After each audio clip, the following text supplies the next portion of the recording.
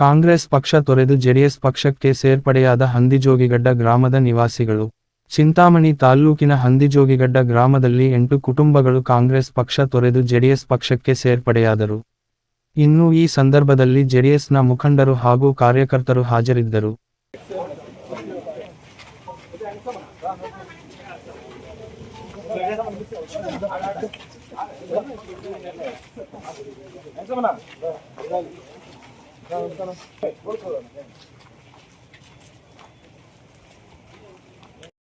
ಹಾಕೊಳ್ತಾ ಅವರು ಈ ಪಕ್ಷಕ್ಕೆ ಸೇರ್ಪಡೆ ಆಗ್ತಾ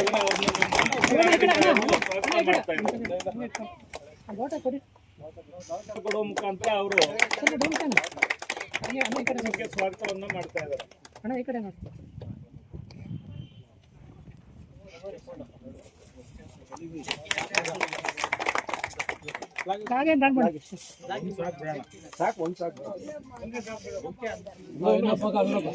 ಪಕ್ಷಕ್ಕೆ ಬರಮಾಡ್ಕೊಳ್ತಾ ಇದ್ದಾರೆ. ನಮ್ಮ ಅಣ್ಣ ಮಗ ಸರ್ ಭಾಸ್ಕರ್ ಅಟ್ಲೇ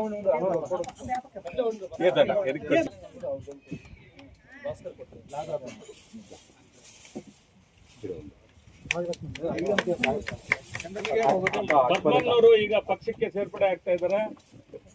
ನಮ್ಮ ನಾಯಕರು ಅವ್ರನ್ನ ಶಾಲು ಉಚ್ಚಿ ಪಕ್ಷಕ್ಕೆ ಸೇರ್ಪಡೆ ಮಾಡಿಕೊಳ್ತಾರೆ. ವೆಂಕಟಮ್ಮನವರು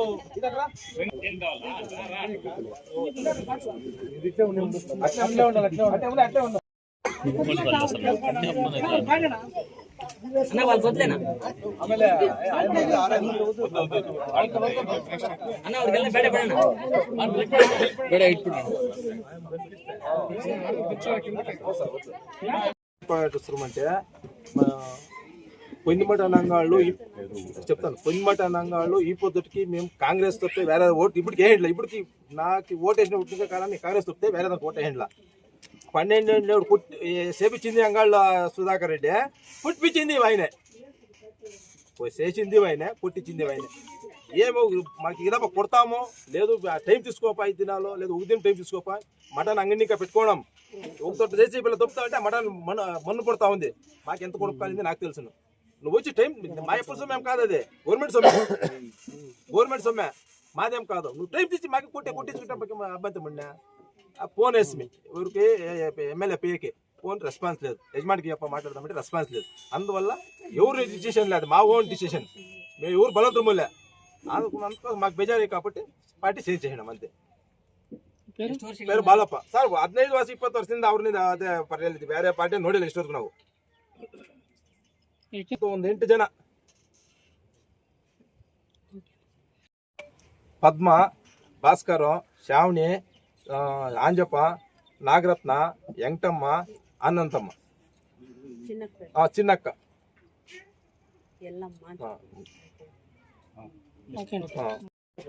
ಆಮೇಲೆ ಮಾರುತಿ ನಗರ ಅಂತ ಹೆಸರಿಕ್ಕಿರೋದು. ಸುಮಾರು ಒಂದು 60 ಮನೆ ಅವೆ, ಒಂದೇ ಕುಟುಂಬ, ಬೇರೆ ಜಾತಿನೇ ಇಲ್ಲ ಇಲ್ಲಿ, ಬೇರೆ ಒಬ್ಬರಿಲ್ಲ, ಎಲ್ಲ ಒಂದೇ ಜಾತಿನ. ಹಂದಿಜೋಗಿ ಕ್ಯಾಸ್ಟ್ ಬೇರೆ ಯಾವ್ದು ಬಿಟ್ಟು ಬೇರೆ ಕ್ಯಾಸ್ಟ್ ಯಾವ್ದು ಇಲ್ಲ. ಆವತ್ತಿನಿಂದ ಊರವಾಡಿ ಪಂಚಾಯತಿ ನಮ್ದು,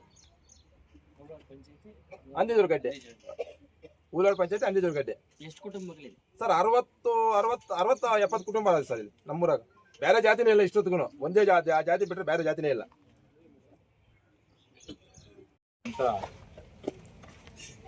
ಹಂದಿ ಜೋಗರಗಡ್ಡೆಯಲ್ಲಿ ಇವತ್ತು ಸೇರ್ಪಡೆ ಕಾರ್ಯಕ್ರಮ ಅಂತೇಳಿ ನನಗೆ ಸುಬ್ರಹ್ಮಣ್ಯಣ್ಣವರು ಮತ್ತು ಗೋಪಾಲಣ್ಣವರು ಮತ್ತು ನಮ್ಮ ಅಶ್ವಥ್ ಅವರು, ಮಂಜಣ್ಣವರು ಎಲ್ಲರೂ ಕೂಡ, ರಮೇಶ್ ಅವರು ಇತ್ತೀಚೆಗೆ ಕಳೆದ ಒಂದು 10 ದಿನಗಳಿಂದ ಕೂಡ ನನಗೆ ಹೇಳ್ತಾ ಇದ್ರು, ಇವತ್ತು ನಮ್ಮದು ಶ್ರೀಮತಿ ಚೆನ್ನಮ್ಮನವರ ಒಂದು ಶ್ರದ್ಧಾಂಜಲಿ ಸಭೆ ಮುಗಿಸಿ ಅನಂತರ ಹೋಗೋಣ ಅಂತ ಹೇಳಿದ್ವಿ. ಇವತ್ತು ಈ ಗ್ರಾಮದಲ್ಲಿ ನಾನು ಈ ಕ್ಷೇತ್ರಕ್ಕೆ 17 ವರ್ಷಗಳಾಯಿತು. 17 ವರ್ಷಗಳಿಂದ ಕೂಡ ಹಲವಾರು ಸಾರಿ ನಮ್ಮ ಮುಖಂಡರ ಮನೆಗೆ ಬರ್ತಾ ಇದ್ದೆ. ಆದರೆ ಕೆಲವು ಸಂದರ್ಭಗಳಲ್ಲಿ ಅಭಿವೃದ್ಧಿ ವಿಚಾರದಲ್ಲಿ, ಬೋರ್ವೆಲ್ ಕೊರೆಯುವಂಥ ವಿಚಾರದಲ್ಲಿ, ರಸ್ತೆ ಮಾಡುವಂಥ ವಿಚಾರದಲ್ಲಿ ಕೂಡ ಅಂದರೆ ಬಾಲಪ್ಪನವರು ಇವತ್ತು ಏನು ಆವತ್ತಿನ ಸಂದರ್ಭದಲ್ಲಿ ಅಂದರೆ ಅದು ನಮ್ಗೆ ಅರ್ಥ ಆಗ್ತದೆ. ರಾಜಕೀಯವಾಗಿ ಒಂದು ಕುಟುಂಬಕ್ಕೆ ಎಷ್ಟು ಪ್ರಬಲವಾಗಿ ಹೋರಾಟ ಮಾಡ್ತಾಯಿದ್ರು ಅನ್ನುವಂಥದ್ದು ನಮಗೆ ಗೊತ್ತಾಗುತ್ತೆ, ಅರ್ಥ ಆಗುತ್ತೆ. ಹಾಗಾಗಿ ಅದನ್ನು ನಾನು ತಪ್ಪು ಅಂತಲೂ ಕೂಡ ಅಂದ್ಕೊಳ್ತಾ ಇರಲಿಲ್ಲ. ಯಾಕಂದರೆ ನನಗೆ ಅರ್ಥ ಆಗ್ತದೆ ರಾಜಕಾರಣದಲ್ಲಿ ಇರ್ತಕ್ಕಂಥವ್ರಿಗೆ ಯಾವ್ಯಾವ ಗ್ರಾಮದಲ್ಲಿ ಹೆಂಗೆ ಇರುತ್ತೆ ಏನು ಅನ್ನುವಂಥದ್ದು. ಅಂದರೆ ಆ ಒಂದು ಕುಟುಂಬಕ್ಕೆ ಅದು ಒಳ್ಳೆಯದೋ ಕೆಟ್ಟದ್ದೋ, ಆದರೆ ಬಾಲಪ್ಪನವರು ಅಷ್ಟು ಹೋರಾಟ ಮಾಡ್ತಾಯಿದ್ರು. ಇವತ್ತು ಅವರೇ ಹೇಳಿದ್ದಾರೆ ಯಾವ ಕಾರಣಕ್ಕಾಗಿ ನಾವು ಹೊರಗೆ ಬಂದಿದ್ದೀವಿ ಅನ್ನುವಂಥದ್ದು. ಹಾಗಾಗಿ ಇವತ್ತು ಮೊದಲನೇದಾಗಿ ನಾನು ಬಾಲಪ್ಪನವರ ಎಲ್ಲ ಕುಟುಂಬದ ಸದಸ್ಯರಿಗೆಲ್ಲರಿಗೂ ಕೂಡ ನಮ್ಮ ಪಕ್ಷಕ್ಕೆ ಸೇರ್ಪಡೆ ಆಗಿರ್ತಕ್ಕಂಥದ್ದಕ್ಕೆ ನಾನು ಇವತ್ತು ಅಭಿನಂದನೆಗಳನ್ನು ಸಲ್ಲಿಸಲಿಕ್ಕೆ ನಾನು ಬಯಸ್ತೇನೆ. ನಾನು ಕೂಡ 2013ರಿಂದ 2023ವರೆಗೂ ಕೂಡ 2 ಬಾರಿ ಶಾಸಕರಾಗಿದ್ದೆ. ಶಾಸಕರಾಗಿ ಇಲ್ಲಿ ಕೆಲಸ ಮಾಡತಕ್ಕಂಥ ಸಂದರ್ಭದಲ್ಲಿ ಬಾಲಪ್ಪನವರು ಕೂಡ ಅಲ್ಲಿ ಅಂಗಡಿಗಳಿದ್ದರು. ಇನ್ನು ಈ ಗ್ರಾಮದ ಹಲವಾರು ಜನರು ಕೂಡ ಅಂಗಡಿಗಳು ಇಟ್ಕೊಂಡಿದ್ರು. ಯಾವತ್ತೂ ಕೂಡ ನಾನು ನೀವು ಯಾಕಪ್ಪ ಇಲ್ಲಿ ಇಟ್ಕೊಂಡಿದ್ದೀರಾ ಅನ್ನುವಂಥ ಮಾತು ನಾನು ಕೇಳಿರಲಿಲ್ಲ. ಅಂದರೆ ಬಾಲಪ್ಪ ಅವರು ಕುಟುಂಬದವ್ರು ಅಷ್ಟೇ ಅಲ್ಲ, ಈಗ ನಗರ ಭಾಗದಲ್ಲಿ ಇರ್ತಕ್ಕಂಥವ್ರಿಗೆ ಯಾರಿಗೂ ಕೂಡ ನಾವೇನು ತೊಂದರೆ ಮಾಡಿರಲಿಲ್ಲ. ಆದರೆ ಈಗ ಅವರು ಹೇಳಿದಾಗೆ ಕನಿಷ್ಠ ಒಂದು ನೋಟಿಸ್ ಕೊಡಬೇಕಾಗಿತ್ತು. ನೋಟಿಸ್ ಕೊಟ್ಟು ಅವರಿಗೆ ಪರ್ಯಾಯ ವ್ಯವಸ್ಥೆಯನ್ನು ಕೂಡ ಮಾಡಬೇಕಾಗಿತ್ತು. ಸೊ ಅದು ಎಲ್ಲ ಕಡೆ ಕೂಡ ಪರ್ಯಾಯ ವ್ಯವಸ್ಥೆ ಮಾಡ್ತಾರೆ.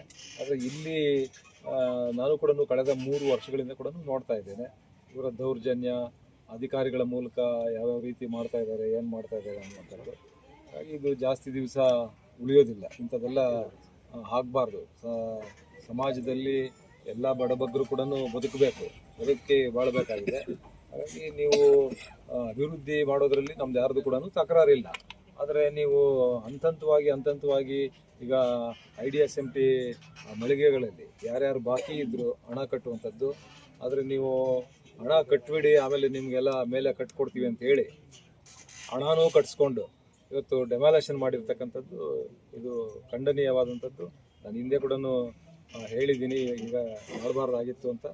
ಅವ್ರಿಗೆ ನೋಟಿಸ್ ಕೊಟ್ಟು ಅಥವಾ ನಾವು ಇಷ್ಟು ದಿವಸದಲ್ಲಿ ಹೊಡಿತೀವಿ, ಬಿಲ್ಡಿಂಗ್ ಡೆಮಾಲೇಷನ್ ಕೆಡವಬೇಕು, ಬೇರೆ ಕಟ್ಟಬೇಕು, ನೀವು ಸ್ಥಳಾಂತರ, ನೀವು ಬೇರೆ ಜಾಗ ಹುಡುಕೊಳ್ಳಿ ಅನ್ನೋಂಥ ಯಾವುದೇ ರೀತಿಯಾದಂಥ ಏನೂ ಹೇಳಿಲ್ಲ. ಯಾವುದೇ ಮುನ್ಸೂಚನೆಯೂ ಇಲ್ದಿರ ಏಕಾಏಕಿ ಬಂದು ಬಿಲ್ಡಿಂಗ್ಗಳನ್ನು ಕಟ್ಟಡಗಳನ್ನು ತೆರವು ಮಾಡಿಸಿರ್ತಕ್ಕಂಥದ್ದು ನಿಜವಾಗ್ಲೂ ಕೂಡ ಅದು ಖಂಡಿಸಬೇಕಾಗ್ತದೆ. ಹಾಗಾಗಿ ಇವತ್ತು ಅವರೆಲ್ಲರೂ ಕೂಡ ಬೇಸತ್ತು.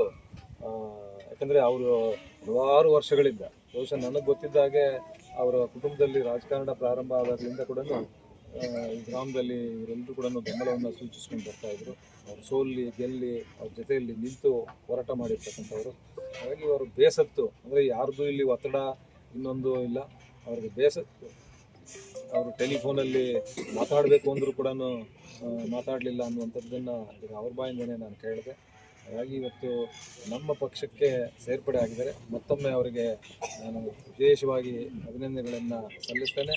ಮತ್ತು ನಾವು ನಮ್ಮ JDS ಕುಟುಂಬ ಏನಿದೆ ಇವತ್ತು ಇಡೀ ಕ್ಷೇತ್ರದಲ್ಲಿ ನಮ್ಮ ಕುಟುಂಬದ ಸದಸ್ಯರು ಅಂತೇಳಿ ಅವ್ರನ್ನೂ ಕೂಡ ಒಟ್ಟಾಗಿ ಕರ್ಕೊಂಡು ಹೋಗುವಂಥ ಕೆಲಸವನ್ನು ಮಾಡ್ತೇವೆ.